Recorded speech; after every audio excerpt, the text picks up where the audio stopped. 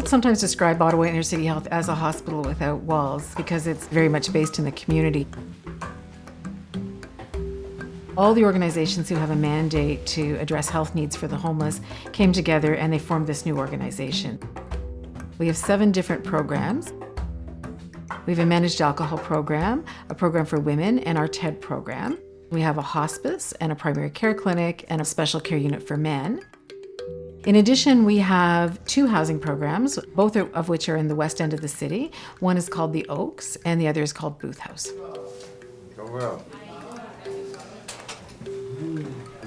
The future should not be centered around the hospital.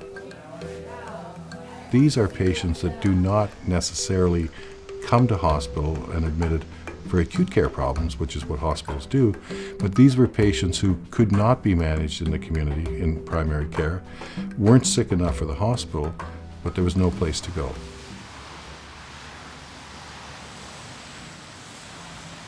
We were just trying to figure him out first, you know? Good morning, lovely people. Hi. How are you? How are you guys? When I went into this environment, I thought I was just going to give some antibiotics and homeless people would get better. Maybe treat some tuberculosis or some HIV. But then I recognized if I didn't treat their psychiatric problems, I couldn't treat their medical problems. But then I recognized I couldn't treat their psychiatric problems until I treated their addiction. And you can't do any of that unless you have a stable housed environment with community-based services that wrap around an individual. Hello. This looks good. There you go. Excellent. How are you doing? Are you winning yet? Nice deep breath.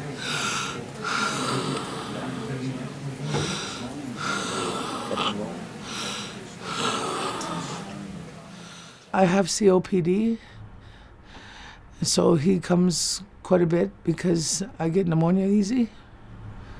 I have a respirologist. I have to take 3 inhalers now. Well, you're definitely doing better than you were last month. I've been here about 3 months. I was in the hospital and they were trying to keep me in the hospital. And I said, no, I didn't want to stay in the hospital. I get too claustrophobic and panicky. I was just like, no, I want to go home. I call this home.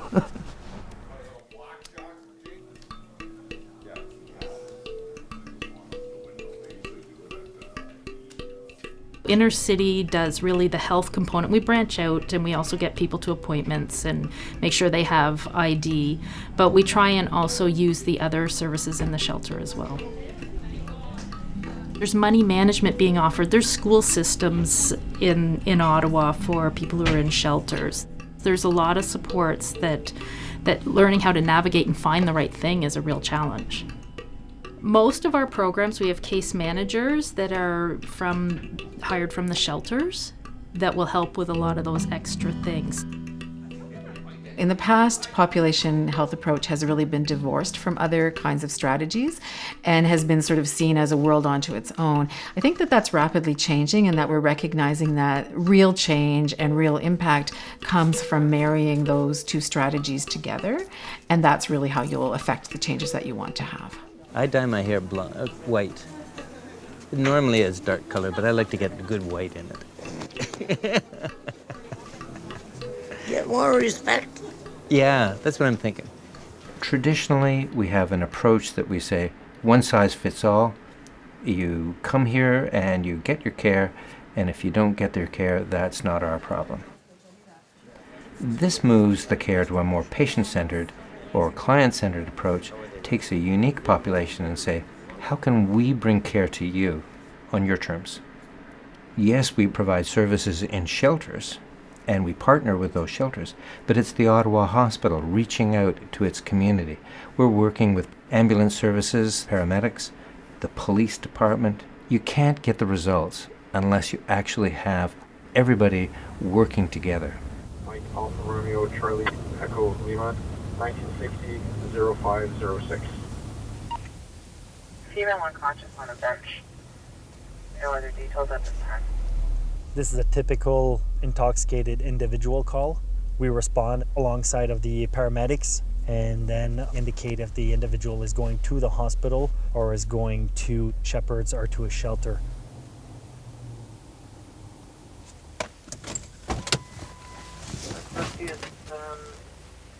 We've seen in the first 6 months of the program that we've diverted 750 ambulance calls. You're going to the Sheps? I think that the public would benefit from this type of program. These homeless individuals are no longer drunk and disorderly on the street. They're not disrupting the business community. They're not detoxing in the emergency department. We can reduce wait times, we can reduce hospital utilization, and we can get better care, and they can become better citizens. We know from the data that their costs are between $170,000 and $220,000 per person per year. We had one individual in the 6 months before the program had been in the emergency department 191 times. Treating them in an acute care facility, you can't afford to do that. It's just too expensive. And we can deliver services much more effectively at a cheaper price out in the community. Our entire program is a little under $4 million. The reason that our budget is as small as it is we're able to leverage all these other resources from our partners.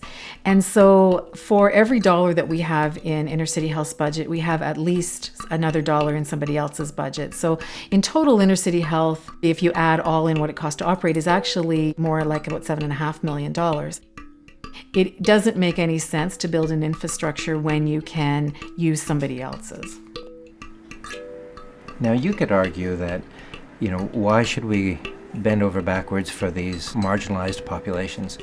And other than compassion and a commitment to service, which I think are important Canadian values, but at the very least, I think you have to make the argument that this saves you money. Any study that we've done, any evaluation, any research we've done shows that at minimum you save $3 of taxpayers' money for every dollar that you spend, and people are healthier and they get better care.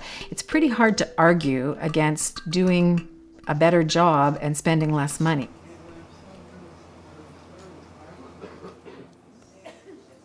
James had some interactions with us because he was trying to get help around his addictions.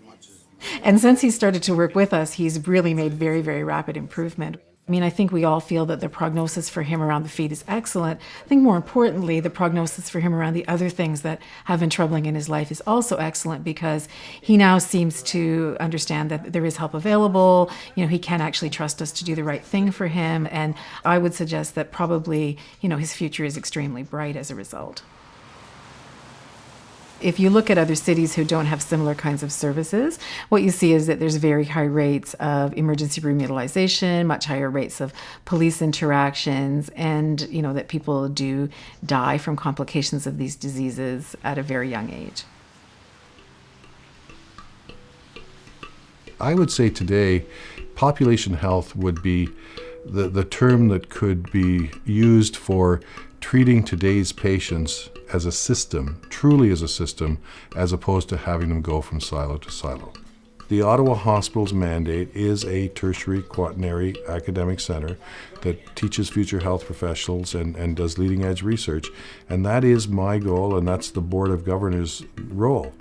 I think it's very difficult to sort of say, well, let's just kind of put that aside, and now you're responsible for the population health.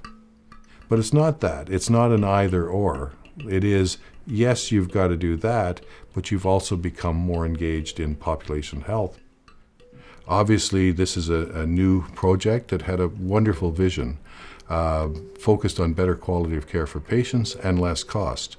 But one of the big challenges was trying to find out which ministry, which government, and which ministry would own it. The federal government had a stake in it. The municipal government has a stake in housing and social services. And then even at the provincial level, was it Ministry of Health responsibility or Ministry of Social Services?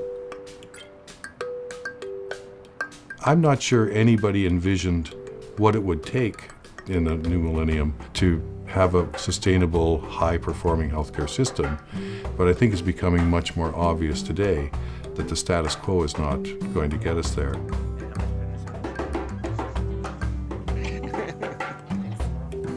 The solution is not in the hospital, but it's not probably in any other silo that exists.